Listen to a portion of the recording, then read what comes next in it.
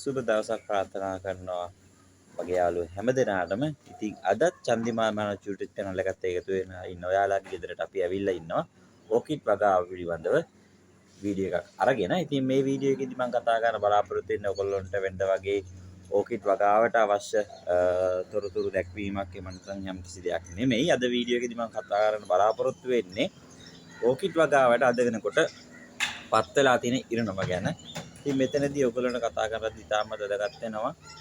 අපි හැමෝටම මේ දවස්වල දකින්න ලැබෙන මේ රටේ ඇති වෙලා තියෙන වර්තමාන අර්බුදයත් එක්ක අපගේ ඕකිඩ් වගාවන් ඉතාමත් දැඩි ලෙස හානි සිද්ධ වෙලා තියෙනවා. ඒ කියන්නේ එක පැත්තකින් වෙළඳපොළ වශයෙන් අපිට සිදු වෙච්ච හානිය දීර්ඝකාලීනව බලපාපු ඊට අමතරව මේ තිබෙන තත්ත්වයක් එක්ක බොහෝම දෙනා ඕකිඩ් වගාවට යොමු වෙච්ච බොහෝම දෙනා මේ වෙනකොට ඕකිඩ් වගාවෙන් ඈත් වීමට පටන් ගන්න තියෙනවා. ඔයගොල්ලන්ට බලා ගන්න පුළුවන් අපේ ඕකිඩ් බයින් ඇන්ඩ් සෙලින් ගෲප් එකට ගියත් බොහෝමයක් දෙනා තම ඕකිඩ්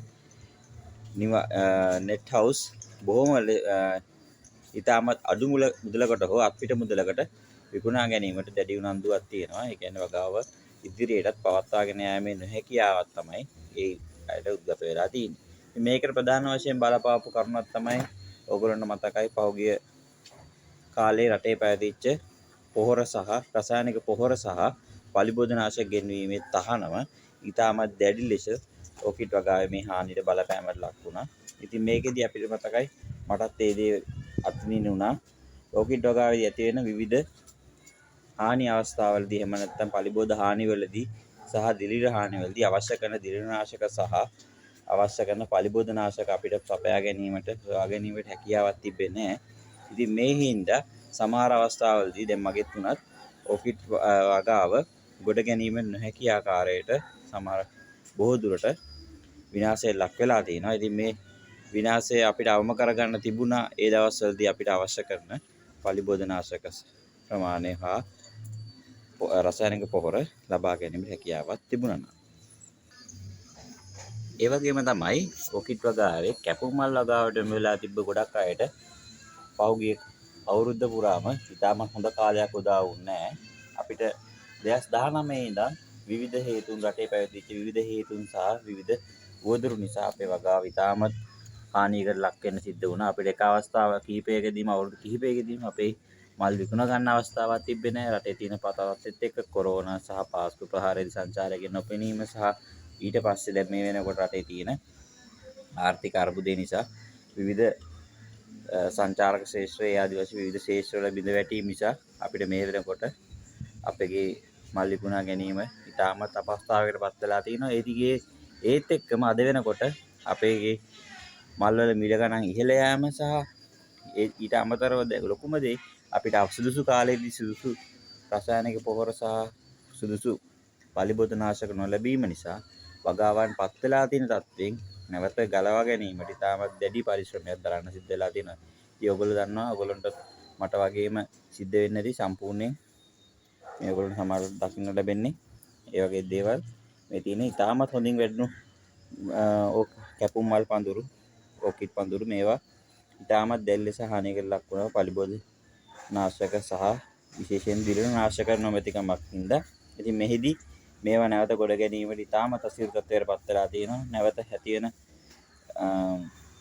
අංකුර රැක බලා ගැනීම ඉතාමත් අසීරු තත්ත්වයකට මේ අවස්ථාවේ පත් වෙලා තියෙනවා. කැපුම් මල් වගාවේ ඉතාමත් ඔයගොල්ලෝ දන්නවා කොළ හැලීමක් සිද්ධ වෙනවා. කළු පාට ඩොට්ස් ඇතිවීමත් සමග මේක මයිට හානියක්වත් දිලිර හානියක්වත් කියලා හඳුනා ගන්න බෑ. මටත් මේක තාම ස්ථිර පිළිතුරක් නැහැ මේ වගේ කොළ හැලීමට. මොකද කිසිම දෙයකට මේක උත්තරයක් නිසි පිළිතුරක් අපිට ලැබුණේ නැහැ මේ කොළ හැලීම පාලනය කර ගැනීම. ඉතින් මේකෙදී අවසාන වශයෙන් ඉතුරු වෙන්නේ දඬු කැබලි පමණයි. ඕකිඩ් දඬු පමණක් ඉතුරු වෙනවා. කොළ සියල්ල හැලී ගිහිල්ලා.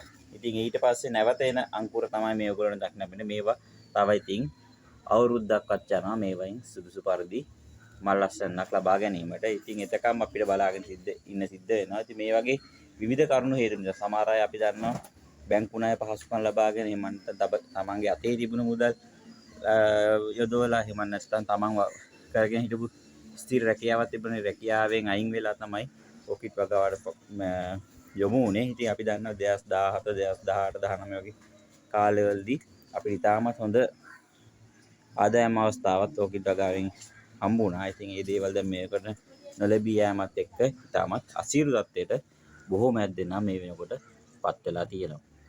ඉතින් මේ දේවල් එක්ක අපි බලමු. ඉතින් බොහෝමයක් දෙනා ඕකිඩ් වගාවෙන් ඉවත් වීමට කටයුතු කරනවා මේ දවස්වල. මගේ ඕකිඩ් බයින් ඇන්ඩ් සෙලින් ගෲප් එකෙත් සෑහෙන්න බලා ගන්න පුළුවන්. ගොඩක් දෙනා පෝස්ට් දානවා තමන්ගේ net house පිටින්ම පැලස් සමගම net house එකත් එක්කම විකුණන්න. ඉතාමත් සමහර වෙලාවට අඩු මුදලට හරි විකුණලා තමන්ගේ මුදල් එකතු කරගන්න. මොකද තවත් වගාවේ රැඳී සිටීමට, ශේෂ්ත්‍රීය කර්මාන්තයේ රැඳී සිටීමට උන්ට අවස්ථාවක් නොලැබී ඇති නිසා. ඉතින් මම දන්නවා මොකද මමත් ඕකිඩ් වවන කෙනෙක්ින්ද තමන් ආදරෙන් හදාගත්ත ඕකිඩ් ගස් ටික තමන් ආදරෙන් හදාගත්ත තමන්ගේ net house එක විකිණීමට දාන්න තරම් කොච්චර දුකක්ද ඒක කියලා. ඒත් රටේ තියෙන ආර්ථික අර්බුදයත් එක්ක ඒ වගාවන් පවත්වාගෙන යෑමේ හැකියාව නිසා සමාජයට ඒ දේවල් වලට යොමු වෙනවා ඇති. ඉතින් මෙන්න මේ වගේ තත්ත්වයකින් තමයි තියෙන්නේ. මම නම් කියන්නේ ඉතින් ඕකිඩ් වගාවට යොමු වෙලා ඉන්න ඔයගොල්ලොන්ට පොඩ්ඩක් ඉවසගෙන ඉන්න බලමු. මොකද අපි වගාව අතහැරලා දාලා ගියොත් අපිට බොහෝමයක් ගැටලු සහගතයි මේ වෙලාවේ. ඒ වුණාට අපි සම්පූර්ණයෙන් මේක අතහැරියොත් ඕකිඩ් වගාවේ ඉදිරියේදී හොඳ කාලයක් උදා වුණොත් ඒකෙදී අපිට සැපයුමක් දෙන්න හැකියාවක් ලැබෙන්නේ නැහැ. මොකද දැන් අද වෙනකොට හොඳ ඉල්ලුමක් තියෙනවා. අපේ වගාවන් විනාශයට පත් වෙලා තියෙන අපිට මල් සැපයුම කරගන්න බැරි වුණා. අද වෙනකොට ඕකිඩ් මල් වලට ඉතාමත් හොඳ ඉල්ලුමක් තියෙනවා. දැන් මේ වෙනකොට රුපියල් 15ක වෙනි මුදලකට තනි මලක් ඕකිඩ් මලක් කැපුම් මලක් විතර යනවා. ඉතින් ඒ ප්‍රමාණයට අපි ලබා දීමට මල් ලබා දීම නොහැකියාවක් තමයි තියෙන්නේ. මොකද අස්වැන්න අඩුවීම නිසා. ඉතින් ඒ වුණාට අපි බලමු පුළුවන් තරම් ඉවසගෙන ඉඳලා පුළුවන් අය හැකියාකාරයෙන් මේ தත්ත්වේ ඉක්මනින්ම සමයකටපත් වෙන්න තව කාලයක් බලාගෙන සිද්ධ වුණත් පොඩ්ඩක් මන්නම් කියන්නේ වගාවෙන්වත් වෙන්න එපා. පුළුවන් තරම් ඉවසගෙන කරගෙන යන්න උත්සාහ කරන්න. මොකද ඕකිඩ් කියන්නේ ඉතාමත් හොඳ කර්මාන්තයක්. මේක මල් කර්මාන්තයේ තියෙන ඉතාමත් හොඳ ශේෂ්ත්‍රයක්. අපි බලමු මේක නැවත කොහොම හරි ගොඩන ගන්න හැමෝම එකතු වෙලා. එහෙනම් මම හිතනවා මම අද මේ ඇත්තටම මම කතා කරේ අද සමාජයේ මේ තියෙන ආර්ථික අර්බුද සහ ජීවන අරගලත් එක්ක අපිට දකින්න ලැබිච්ච කාරණාවක්. ඉතින් මේ කාරණාව මේ ප්‍රශ්නේ මට වගේ මොගොල්ලන්ට තියෙන ඇති කියලා මම හිතනවා. ඉතින් අපි ඉදිරි වීඩියෝ වලදී නැවතත් අපි ඕකිඩ් උඩුවැඩියා පිළිබඳ පාඩම් වලට යොමු වීමට බලාපොරොත්තු වෙනවා. ඉතින් මේ දේවල් එක්ක අලුත් වීඩියෝ එකකින් හම්බ වෙනකන් ඔයගොල්ලෝ හැම දිනකටම සුබ දවසක් ප්‍රාර්ථනා කරනවා. එහෙනම් මම ගිහින් එන්න. මම චන්දිමල් මනෝජ්.